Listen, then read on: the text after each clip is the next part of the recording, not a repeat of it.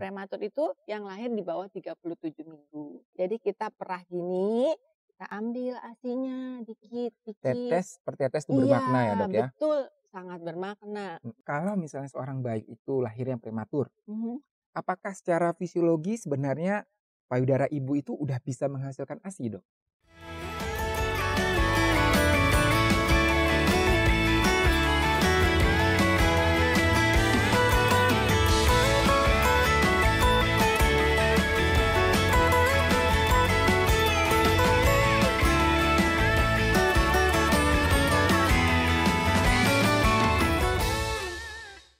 Assalamualaikum warahmatullahi wabarakatuh. Selamat pagi, siang, malam. Selamat apapun ya bagi teman-teman sobat podcast IDAI semuanya, Bapak, Ibu, Abi, Umi, Mams and Daddy, Ayah Bunda semuanya di rumah. Selamat datang dan selamat menyaksikan kembali acara podcast IDAI.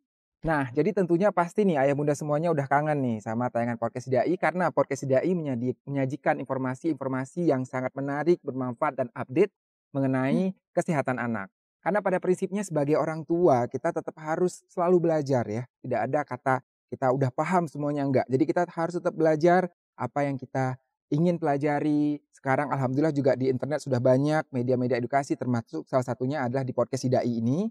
Jadi ini bisa menjadi sumber ilmu bagi moms and daddy semuanya untuk menambah ilmu. Nah, hari ini ya masih bersama saya Dr. Reza Palevi, dokter spesialis anak selaku host atau moderator pada hari ini. Dan kita hari ini akan membahas topik yang sangat spesial. Kenapa spesial? Karena ternyata Sobat Podcast IDAI pada tanggal 17 November setiap tahunnya itu adalah Hari Prematur Sedunia. Dan pada tahun ini temanya itu sangat menarik yaitu Parents Embrace Powerful Therapy. Nah, apakah saya sendiri? Tentu tidak. Nah, bersama saya sudah hadir narasumber hebat kita yang udah kita tunggu-tunggu. Terima kasih sudah hadir, Dok. Terima kasih Ya, kembali. siang-siang seperti ini di tengah kemacetan nih Dokter Naomi masih sangat cantik ya. Waduh, Terima kasih terima Dok sudah hadir di kasih. sini. Nah, saya perkenalkan sedikit beliau adalah Dokter Naomi Esternita F. Dewanto, spesialis anak konsultan. Benar nggak Dok? Benar. Benar ya, oke. Ini soalnya tadi agak salah sedikit ya pada saat kita JR, tapi alhamdulillah benar. Nah, Dokter Naomi ini siapa sih? Mungkin bagi Sobat Podcast IDAI yang belum familiar, beliau adalah dokter spesialis anak yang mengambil konsultannya atau subspesialistiknya di bidang perinatologi ya, yaitu menangani bayi-bayi kecil usia 0 sampai 28 hari. Nah, background beliau lulus dari FK Untar pada tahun 91. Ini saya baru usia 2 tahun nih, Sobat Podcast semuanya. Kemudian lulus dokter anak pada tahun 2000 dari FKUI. Kemudian pernah mengikuti fellowship di Monash ya, Australia pada tahun 2002, mendapat gelar konsultan perinatologi pada tahun 2008 dan mendapatkan gelar doktor dari FKUI pada tahun 2016. Saat ini beliau merupakan ketua SMF di bidang anak ya di Siloam Hospital Kebun Jeruk. Nah, kemudian beliau juga merupakan dosen di FK Untar. Kemudian juga beliau merupakan Ketua Satgas ASI IDAI tahun 2021-2024. Sebenarnya di sini nih Sobat panjang banget, tapi nggak mungkin saya bacakan karena nanti habis 30 menit Dok waktu kita untuk membacakan CV dari Dokter Naomi sendiri. Oke Dokter, apa kabar nih Dok? Baik, sebelumnya saya mau menyapa Sobat Podcast IDAI. Selamat pagi, siang, malam, dimanapun, kapanpun sobat-sobat berada.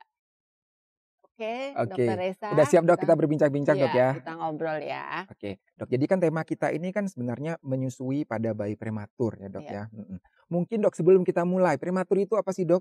Oke, prematur itu bayi yang lahir di mana usia kehamilannya belum cukup sebenarnya. Normalnya kan kehamilan tuh 37 sampai 40 minggu. Nah, prematur itu yang lahir di bawah 37 minggu.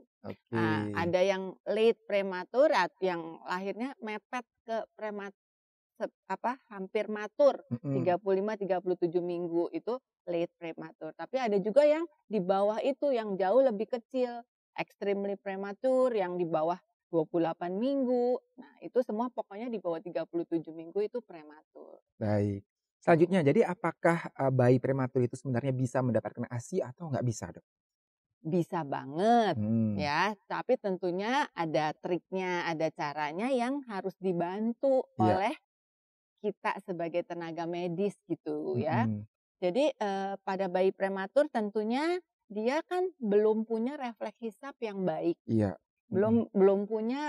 Belum mateng refleks hisapnya. Kita tahu refleks Karena hisap lahirnya juga iya. masih di bawah 37 minggu tadi ya? Iya, jadi refleks hisap kita tahu kan 34 minggu ke Ke atas, atas betul. ya. Kita mulai itu harus diajarin. Mhm. Nah, gimana caranya mendapatkan, ASI pada prematur? Nah, masalahnya sebelum itu kita juga musti tahu ya bahwa biasanya kesulitan untuk mendapatkan ASI mom's own milk Mhm. untuk bayi prematur. Kenapa? Karena biasanya ibunya stres, Iya, ya oke. kan. Terus bayinya lahirnya prematur, ibunya stres. Kadang-kadang kenapa dia sampai lahir prematur pasti ada penyakit Betul. atau ada kelainan, entah kelainan dari ibu atau kelainan dari bayinya sendiri. Jadi stres itu bisa mempengaruhi juga, Dok, ya? Iya, bisa Mhm. mempengaruhi kan produksi ASI. Nah, karena ada kelainan atau penyakit biasanya si bayi itu kan dirawatnya di NICU Iya. kan, terpisah sama ibunya Mhm. biasanya. Nah, itu pun yang menjadi hambatan untuk tidak bisa diberikan ASI itu dulu. Nah, kita sekarang mencari solusi bagaimana caranya. Mhm. Nah, itu ada kebetulan ini juga berkaitan dengan tema tahun ini ya, Iya. yang Parents Embrace Powerful Therapy itu benar banget. Jadi, kita berusaha menghadirkan ibu atau keluarga di NICU itu. Jadi artinya Berdampingan ya? iya, Heeh. kita harus bekerja sebagai suatu tim. Mhm. Si ibu itu boleh datang ke NICU kalau bayinya udah stabil, bahkan kita menganjurkan untuk dia skin to skin. Dengan Kangguru Mother Care ya? Iya, kalau bayinya di NICU sudah stabil itu Mhm. dengan bonding dengan ibunya sebelum dia bisa skin to skin, misalnya dia ngelus-ngelus tangan ibunya, tangan bayinya itu pun sudah merupakan sesuatu kehadiran yang sangat penting dalam kita bilang di family center care, artinya kita ngerangkul keluarga terutama ibu untuk sama-sama merawat si bayi, Oke, baik, Dok. gitu. Kita mundur sedikit, Dok. Ya. Sebenarnya kalau misalnya seorang bayi itu lahirnya prematur, Mhm. apakah secara fisiologi sebenarnya payudara ibu itu udah bisa menghasilkan ASI, Dok? Kita harus tahu fisiologi laktasinya, Mhm mhm. fisiologi. Jadi begitu bayi lahir, kadar progesteronnya turun kan, terus jadi hormon yang menyusui itu harusnya sudah mulai terbentuk ya, Mhm. prolaktin Mhm. namanya ya, kalau kita lihat hormon itu, tapi itu harus di-maintain. Mhm. Jadi untuk bisa mendapatkan ASI ya pada bayi prematur, begitu bayinya lahir, kita harus cepat-cepat memerah ASI ibunya karena kan si bayi belum Mhm. bisa menyusu langsung Langsung, tuh. Jadi betul. kita sedini mungkin ada di literatur mengatakan bahwa kalau kita mengajarkan memerah ASI kurang dari 6 jam, yang baik itu 1 jam, 2 jam setelah Mhm. melahirkan kita sudah mulai memerah, nanti itu puncak produksi ASI-nya akan lebih banyak dibanding dengan yang Kalau mulai lebih memerahnya lebih lebih dari terlambat, 6 lebih dari 6 jam, jam. Oh, gitu. baik. Menarik sekali nih Sobat Podcast Iya, Idai ya. Mungkin banyak yang belum tahu termasuk saya nih masih belajar sampai saat ini gitu ya. Jadi mengenai hal ini bahwa ASI itu yang pertama memang penting termasuk pada bayi prematur dan ternyata walaupun lahirnya prematur itu udah bisa sebenarnya iya. menghasilkan ASI ya ibunya tapi tentunya memang ada hal-hal yang mesti dilakukan. Kalau untuk komposisinya sendiri, Dok, apakah komposisi ASI yang diproduksi oleh ibu dengan bayi prematur itu sama dengan ASI yang Iya, ibu dengan bayi cukup bulan? oke. Sebelumnya nanti saya kan bisa diperah nih ya, Mhm. bahkan kami tuh memerah pada saat di kamar operasi loh, Lakukan Dokter operasi? Resa loh, iya. Oh, ada Mau mau contohnya, coba Dok, mungkin? kita coba ya, Boleh kita boleh. kasih contoh merahnya ya. Mhm, jadi ini Jadi kan Nomi membawa iya, alat peraga nih? saya bawa peraga nih biar tahu. Jadi pada saat ibunya dioperasi Mhm, ya, ini ibunya kan itu kalau bayi yang cukup besar atau mhm. yang stabil bugar kan kita IMD. Iya. Nah, kalau pada bayi yang sangat kecil, prematur kita tidak IMD pada saat itu karena kondisi bayinya, tapi kita memerlukan ASI. Kita berharap kolostrumnya sudah keluar. Mhm, Jadi kita bisa perah ASI ibunya di kamar operasi. mhm. Kita coba nih bayinya prematur, kita coba perah ini dengan spuit 1 cc. Kayak gini nih, diambil nih. Ya, perah. Nah, ini yang mengerjakan ya dokter atau bidan yang menerima kelahiran. I Tetes per tetes itu bermakna ya, iya, Dok, ya? betul. sangat bermakna. Mhm. Nanti ada fotonya barangkali saya bisa bisa Share kasih juga lihat, ya, share. Jadi bayi 28, 29 minggu memang tidak semuanya, tapi rata-rata kalau kita ini bisa ada, misalnya dapat nih 0,1 cc. 0,1, ih mhm, dikit banget, ini mhm, berguna banget. Jadi mhm. meskipun sangat sedikit, meskipun cuma beberapa tetes, itu kolostrum ini sangat berguna banget. Oke. Buat apa? Biasanya kan kalau nanti bayinya langsung masuk ke NICU, Mhm. ternyata dia gulanya rendah, kita bisa kasih nih Kasih meskipun dikit ini hasilnya akan sangat bermakna. Nah, antibody dan lain juga tinggi Dok betul. ya Nah, pada tadi juga kolostrum ini? berhubungan dengan pertanyaan Dokter Esa Mhm, tadi, apa sih beda posisinya? komposisinya gitu? Yang jelas komposisi ASI itu berbeda sama formula jelas ya. Iya, Komposisi ASI itu kan selain nutrisi, dia ada zat infeksi, ada hormon pertumbuhan kan, mhm, growth factor. Itu nggak ada di susu formula manapun kan. Jadi kita itu terbaiklah. kita kita samain dulu nih, Iya, artinya ASI the best nih, mhm, apalagi untuk bayi sakit, bayi prematur.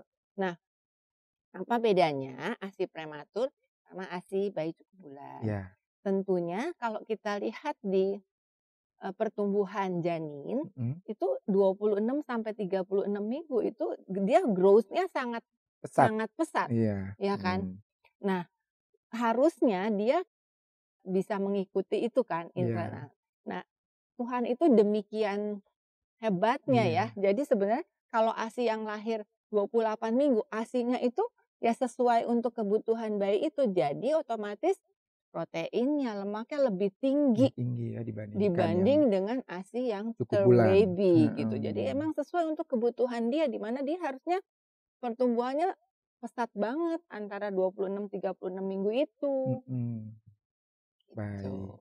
Nah kemudian Dok ya, selain tadi komposisi udah, kemudian kira-kira Dok ya pemberian ASI ini, tadi kalau misalnya tadi untuk diberikan oral care katakan dari awal kita berikan. Tapi kalau untuk pemberian lewat mulut langsung gitu, itu baru bisa umur berapa Dok ya? Kalau bayi prematur ini? Iya, Maksudnya kapan harus pakai sonde dulu? Kadang-kadang kita iya kalau bayi betul. prematur mungkin sini Sobat Podcast ada yang punya bayi prematur kan pernah mungkin pakai Iya, sonde iya. dulu, ada yang langsung minum, itu bagaimana sih Dok sebenarnya? Iya, jadi sebenarnya dalam perawatan di NICU, di Mhm, NICU itu ada yang namanya transition antara antara feeding tube ke oral tube. Jadi kita memang harus mengajarkan, melatih si bayi ada yang namanya non nutritive sucking. Jadi mhm, setelah bayinya, jadi pertama sebenarnya nutrisi bayi itu kan ada yang di fase fase agresif kita harus memberikan intake mungkin sebagian dari infus, mhm, sebagian sebagian dengan dari oral care. mhm, Nah, kalau dia udah agak stabil, kita naikin minum-minumnya, mulai minum dinaikin kan, bertahap ya mulai naiknya, minum bertahap, misalnya pakai sonde kan, mhm, pakai sonde dari 1, 2 cc bertahap naik naik naik.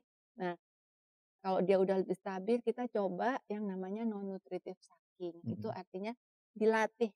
Non nutritive sucking itu ada sebenarnya kemampuan bayi mhm. untuk mulai Ada refleks kita, mengkoordinasi hisap ya, antara ngisap, nelen, napas itu harus mhm, dilatih.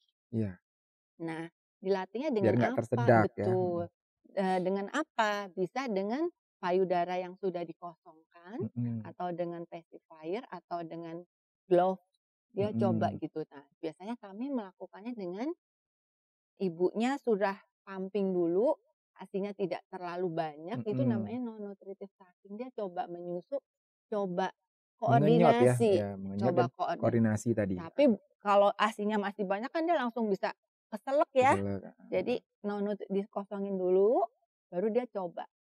Nah, kita lihat nih, mampu nggak dia? Udah mulai ada belum refleks hisapnya? mhm, Kalau dia udah ada, latih lagi, pelan-pelan nanti bertahap pindah. Dicoba dulu, dia udah capek baru sisanya pakai sonde. jadi Iya, sebagian-sebagian, oke nanti oke. kalau udah ya dia udah bisa, ya udah directly breastfeeding. Itu kalau kita bicara di bawah 34 minggu Dok ya? Ya Kalau di atas 34 minggu tuh apakah bisa langsung Dok, diberikan per oral? tergantung kondisi pasiennya kan, tetapi Heeh, kalau dilihat dari refleks harusnya sudah bisa. mhm, Mungkin pada beberapa bayi meskipun 34 minggu, tergantung underlying disease-nya kan, Kadang-kadang ada penyakitnya. sesak juga yang Iya nggak bisa iya. juga ya. Jadi tapi sebenarnya kalau Mhm, bayi yang oke, mhm, yang sakitnya kita udah obati harusnya 34 minggu, kadang-kadang 32 dia udah mulai ada refleks isap. oke, Tapi teoritis kan 34 minggu ya, jadi harusnya kalau udah segitu kita bisa coba itu tadi, dari mhm. non nutritif, kalau dia pinter ya belum 34 minggu kadang-kadang juga udah bisa. Oke Dok, mungkin boleh diperagakan Dok, kita Apa tuh? ada boneka nggak ya? Oh, mau nyoba cara oral Iya, terapi ya? gimana Ini sih Dok sebenarnya olah terapi itu Dok? oral terapi tuh ini kan tadi kita ambil kolostrum ya, Mhm, kolostrum itu bisa bisa kita taruh di sprit yang kecil 1 cc atau dipakai lidi kapas lagi steril. habis, oke, Prinsipnya oral imun terapi itu adalah kita mengoleskan kolostrum atau ASI ibunya ke mukosa bukal, mulut ya, berarti mulut. mulut dalam, Jadi, apa pipi, sih, kelenjar limfe yang ada di mhm, pipi dengan harapan akan diserap oleh kelenjar limfe itu karena di dalam ASI ini banyak sekali zat-zat imun mhm, yang diperlukan si bayi. Nah, kenapa kita kasih ini? Karena dia belum antibodi, bisa minum kan. probiotik juga ya, banyak sekali, Betul. Ini kan karena dia belum bisa minum minum. Kalau betul, dia udah bisa minum glek-glek sendiri sih nggak mungkin usah, tidak perlu. Terutama ini diberikan pada bayi-bayi sakit yang masih puasa mhm, atau minumnya lewat sonde mhm, ya. Jadi dia tidak terpapar mhm, oleh aslinya nggak terpapar kelenjar limfa di mukosa itu di apa, pipi bagian dalam. mhm, Nah, caranya ini mungkin contoh pemberian oral imun terapi ini misalnya nih kolostrum atau ASI ibunya kita ambil 0,1 0,2 mili, kemudian kita taruh di mukosa atau di kelenjar limfe mulut. Jadi di apa pipi bagian dalam di belakang dioleskan sedikit-sedikit gitu. Cuma ini memang yang mengerjakan adalah perawat-perawat di NICU ya, hanya sekedar tahu aja bahwa meskipun ASI-nya ibu dapat hanya sedikit, ini sangat berguna dan meskipun bayinya masih dipuasakan, kita bisa memberikan ini sebagai oral imun terapi jadi di ini NICU. dilakukan oleh tenaga medis, tapi paling enggak sobat podcast dai tahu bahwa sebenarnya ngapain kok dikasih ditetes-tetesin atau dioles-oles ya, memang ada manfaatnya ternyata Iya, sobat podcast, karena tadi untuk merangsang juga imun ya yang ada di iya, kelenjar-kelenjar di dalam mulut bayi pada saat bayi belum bisa untuk minum ASI tersebut. iya. Benar, Dok? Jadi iya bener Mhm, banget. Jadi mhm, meskipun sedikit itu sangat mhm, bermakna. bermakna, Jadi benar. jangan jangan ibu-ibu kan suka, Jangan kecil hati "Aduh gitu, Dok, ya? nggak ada, Mhm, ASINnya cuman berapa tetes." Nggak mhm, apa-apa. mhm, Tapi kalau dari awal nih, meskipun lahir 29 minggu, 30 minggu, mhm, perah aja tiap hari. mhm, Tiap sehari itu bisa 8 kali merah misalnya per 3 jam. Memang harus ada butuh pengorbanan, mhm, dalam arti ya capek dikit lah. mhm, Mungkin hari pertama merah dapatnya 0,1, mhm, terus merah lagi 0,05, nggak mhm, apa-apa. Saya suka bikinin tabel gitu kan. iya, Hari pertama 0,0 cuman dapat berapa lah, misalnya baru 5 kali merah, nggak apa-apa. oke. Besoknya 0,1, coba deh makin lama makin banyak. Jadi merah itu udah bisa dimulai sejak kapan? Dari hari pertama udah bisa? Iya, Mmm, tadi waktu di kan kamar di kamar operasi bersalin itu kan aja saya maksudnya perahin, heeh, kita perahin. kalau orang tuanya sendiri untuk memerah Bisa dua jam setelah mhm, melahirkan normal atau 4 jam setelah seksio udah bisa merah. Dianjurkan untuk merah mhm, gitu loh. per berapa jam, Dok? Per 3 jam Per beri 3 merah. jam, Jadi baik. dikatakan bahwa sebaiknya sebelum 6 jam sudah mulai diperah. Mmm, Hasilnya akan lebih baik dibanding dan lebih apa produksi ASINYA akan lebih tinggi, lebih banyak dibanding yang diperahnya setelah 6 jam. karena memang pada prinsipnya kalau semakin sering diperah atau dikeluarkan itu rangsangan untuk produksinya Betul, juga semakin itu meningkat, Dok, ya? hormon prolaktinnya jadi kayak terbooster kan. Iya, Kalau enggak, kalau misalnya, "Ah, nggak ada, sedikit, nggak usah mhm, deh." Jadi mhm, prolaktinnya nggak jalan kan. feedback ya, heeh, Iya, nggak ada, nggak naik dia iya, kan. Jadi mhm, nggak ada yang merangsang, ya udah nggak ada gitu. Jadi oke. harusnya gitu. Oke lanjut lagi nih, Dok. Jadi kan Oke. kalau misalnya bayi-bayi yang lahir cukup bulan itu, Dok, kan kita menganjurkan untuk pemberian ASI eksklusif selama 6 bulan. Bagaimana dengan bayi yang lahir prematur? Apakah 6 bulan juga atau lebih?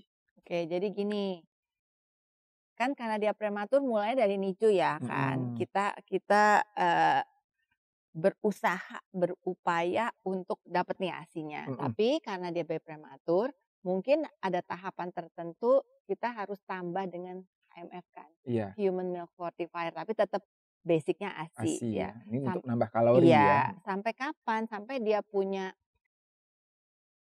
40 minggu kan kita normal sampai 40 minggu itu kira-kira dia udah balik ke modal dasar dia nih. Misal dia lahir di persentil 50. Terus kan pada saat awal pasti kan dia turun. Dulu. Nah, harusnya balik nih. Nah, dia udah tercapai, kita udah bisa HMF udah lepas ya kita kasih ASI kan. Kasih ASI sampai kapan? Kita harus pantau berat badannya. Jadi memang itu 6 bulan ya tetap berlaku juga, tapi nanti kita pantau. Kadang-kadang sebelum atau tergantung juga kemampuan dia sudah siap makan atau belum kan. Untuk kita berikan MPASI.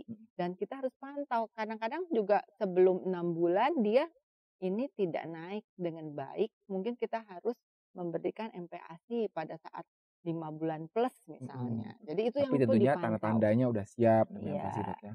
Nah, tapi tentunya itu harus dikonsultasikan dengan dokter ya. Jadi tahu kapan. Karena memang bayi prematur ini kan tetap harus dipantau ya tumbuh kembangnya. Betul. Untuk bayi-bayi prematur nih Dok ya. Nah, pada saat saya PPDS dulu nih di unit gitu kan sering melihat ada fisioterapi mulut gitu. Nah, ini sebenarnya fungsinya apa sih Dok gitu? Iya. Itu juga untuk bantu pada beberapa kasus yang memang dia kadang-kadang agak males, hipotoni atau karena penyakitnya dia agak lambat. Jadi refleks untuk menelan atau menghisapnya kurang baik. Kita tuh harus bekerja sama sebagai tim kalau di NICU itu. Salah satunya dengan rehab medik untuk dia melatih oromotor pada yang tidak bisa berkembang sendiri gitu ya, terlambat ya. Kita lihat tuh ini kok kayaknya harusnya sudah nih, tapi kenapa dia masih belum bisa nih. Refleksnya kurang bagus, kita memang bantu dengan oromotor terapi gitu ya, dilatih otot-ototnya biar bisa menghisap dengan baik. Oke, Dok, kalau bayi yang lahir cukup bulan, kita kan sering mengedukasi nih untuk masyarakat atau untuk ibu ya terutama, ini kalau direct breastfeeding maka pemberian ASI kan on demand, artinya kalau misalnya kita melihat tanda-tanda bayinya udah mulai mencucu, nyari-nyari gitu udah ada ngasih feeding ASI cues ya, ya. dia gini-gini, Kalau bayi prematur gimana Dok? Apakah ada feeding cues tersebut atau mungkin perlu frekuensinya per berapa jam pemberian ASI-nya? Kalau dia masih dalam tanda kutip dirawat di NICU berarti masih sakit nih.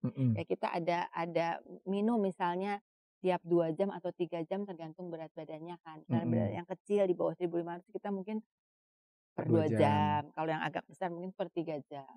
Tetapi setelah dia oke, dia udah stabil ya kita udah mesti lihat feeding cues. Tidak dijamin lagi seperti itu. Tapi pada saat masih di dalam perawatan ya tentunya ada yang tadi per 2 jam atau per 3 jam. Oke, baik Dok. Nah sekarang dari berpuluh-puluh tahun pengalaman Dok ya, menjadi dokter spesialis anak, kemudian konsultan perinatologi juga. Saya minta dokter please share pengalaman Dok, bayi-bayi prematur yang pernah dokter tangani, yang mungkin kecil dan mendapatkan ASI gimana sih Dok, outcome-nya dan keberhasilan untuk ASI-nya bagaimana Dok?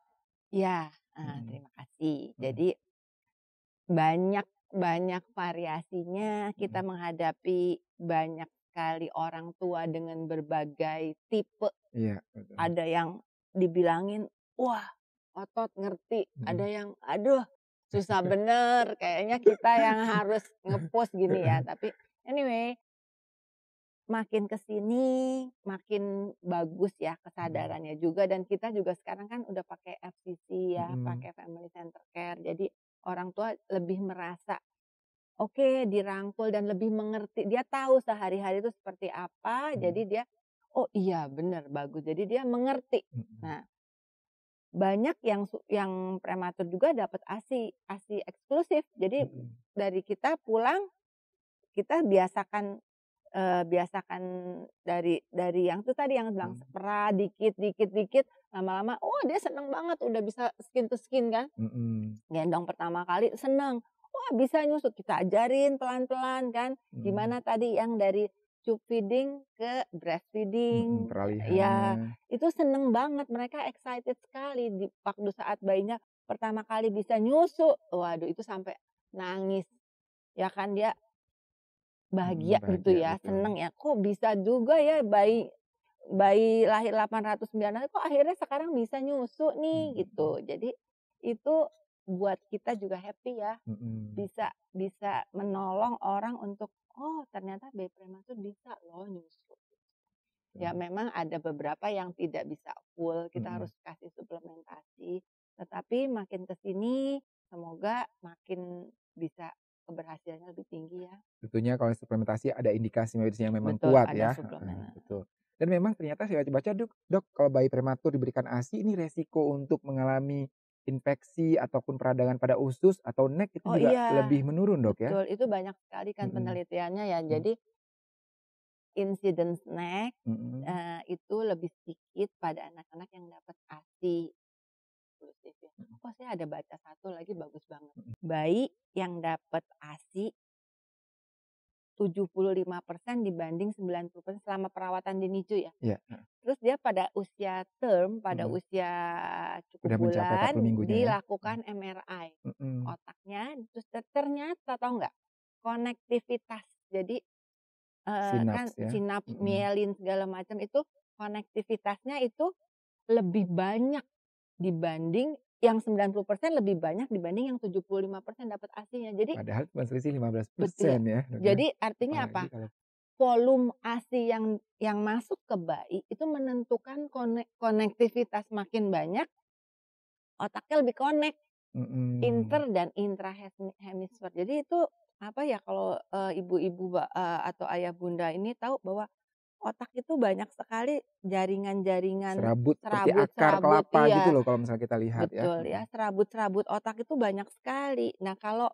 dia kurang serabutnya jadi konektivitasnya apa, sambungannya kurang baik ya, Iya, kalau dibanding yang dapat ASI-nya banyak. Jadi makin banyak volumenya itu correlate dengan konektivitas itu saya sempat baca yang saya. oke, Oke, jadi luar biasa keren banget sekali. jadi Ya, pembahasan kita luar biasa ya, membuka mata kita semuanya termasuk saya juga belajar lagi setiap hari ya, saya jadi host podcast, ada aja tuh hal-hal baru yang saya pelajari ya. Tentunya juga di sini semoga sobat podcast idai semuanya tetap terus belajar ya, tetap terus, menimba ilmu pengetahuan untuk anak-anak kita agar ke depannya anak-anak kita bisa menjadi iya, generasi penerus bangsa yang cerdas. Nah, sebelum kita tutup, saya ingin mempersilahkan Dokter Naomi untuk menyampaikan closing statement Dok, atau kata penutup atau take home message lah untuk sobat podcast idai nih mengenai pemberian ASI pada bayi prematur. oke. Jadi moms atau ibu-ibu yang punya bayi prematur, jangan khawatir, tapi tahu nih sesuai dengan tema bahwa parents embrace itu powerful terapi ya. Mhm, Jadi benar-benar ibu dengan ibu memeluk bayinya, otomatis ASI-nya juga tambah banyak. Itu ibu jadi memberikan obat juga ke bayi. Jadi kita kayak kayak partner ya. mhm. Itu ibu juga sebagai ibu punya andil besar untuk mengobati bayi-bayi prematur. Selain memberikan nutrisi, memberikan pengobatan anti infeksi dan juga hormon pertumbuhan yang ada di ASI. Jadi itu ibu benar-benar hebat banget gitu loh. Memberikan pengobatan untuk bayinya. Jadi oke, kita harus sama-sama. Kita dari tim medis mengobati dari sisi medisnya, ibu juga punya peran yang sangat besar dalam memberikan ASI itu perannya besar banget. Baik, memberikan ASI itu juga tidak hanya nutrisi tadi ya, tapi juga bonding Dok ya, Iya, rasa aman iya, si bayinya, kehangatan juga apalagi kalau udah betul. Jadi nanti skin to skin to skin skin contact gitu. ya, luar Ya, biasa sekali. Baik, jadi itu sobat kesidai semuanya, mudah-mudahan kita udah paham bahwa bayi prematur itu bisa juga mendapatkan ASI, tapi tentunya tadi effort-nya memang lebih besar, iya, tapi setiap tetes berharga ya. betul banget. Jadi nanti kalau kita punya bayi prematur jangan berkecil hati gitu ya, Iya, tetap bisa kok gitu pasien Dokter Naomi ya, dan ahli-ahli prematur yang lainnya juga banyak mengobati atau menangani pasien-pasien prematur yang alhamdulillah ya outcome-nya juga bagus di iya kemudian bagus hari. ya tentunya kita harus Iya. tetap memantau Memantau ya. pertumbuhan dan perkembangannya Mhm ya. mhm. tetes demi tetes dikumpulkan untuk bayi-bayi kita agar dia tadi pertumbuhannya baik, perkembangannya baik ya, kemudian mencegah juga berbagai penyakit-penyakit terkait dengan prematuritas ini Ya. sendiri gitu ya.